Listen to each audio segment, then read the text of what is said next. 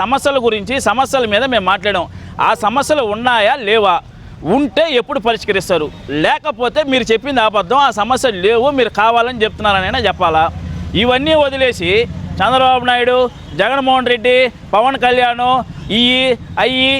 ఇవన్నీ మేము అడగల. సమస్యలు ఉన్నాయా లేవా, లేకపోతే లేదు మీరు ఒకరోజు మేము ఒకరోజు బల్లే, మీరు ఎప్పుడు చెప్తే అప్పుడు మేము ప్రెస్ మీట్ పెడతాం, మీరు రండి.